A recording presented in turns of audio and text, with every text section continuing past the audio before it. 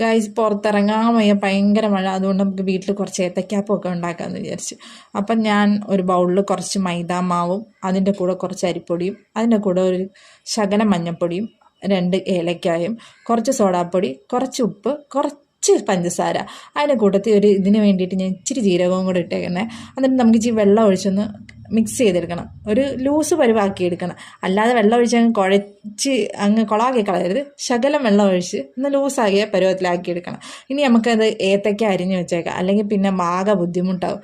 ഏത്തയ്ക്ക നേരത്തെ അരിഞ്ഞ് വെച്ചില്ല, പിന്നെ രണ്ടാമത് പോയി ഏത്തയ്ക്ക എടുക്കാൻ നിൽക്കണം. അപ്പോൾ ആവശ്യത്തിനുള്ള ഏത്തയ്ക്ക നമ്മൾ അരിഞ്ഞ് വെച്ചിരിക്കുന്നത് ഗൈസ്. അപ്പോൾ അതിലേക്ക് അടുപ്പ് കത്തിച്ചു, നല്ല പാത്രം എടുത്ത് വെച്ചിട്ടുണ്ട്. അതിലേക്ക് നമുക്ക് വെളിച്ചെണ്ണ വേണ്ടവർക്ക് വെളിച്ചെണ്ണ ഒഴിക്കാം, സൺറിച്ച് വേണ്ടവർക്ക് സൺറിച്ച് ഒഴിക്കാം. ഞാനിവിടെ സൺറിച്ചാണ് യൂസ് ചെയ്യുന്നത് ഗൈസ്, കാരണം ഇവിടെ സ്റ്റോക്ക് ഉണ്ടായിരുന്ന സൺറിച്ചാണ്, അതുകൊണ്ട് ഞാൻ സൺറിച്ചാണ് യൂസ് ചെയ്തത്.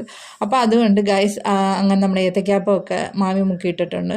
പിന്നെ നമുക്കതൊന്ന് തിരിച്ച് ഇട്ട് കൊടുക്കണം. അതാണ് നമ്മൾ ആ ഏത്തക്കാപ്പ് സെറ്റായിട്ടുണ്ട്.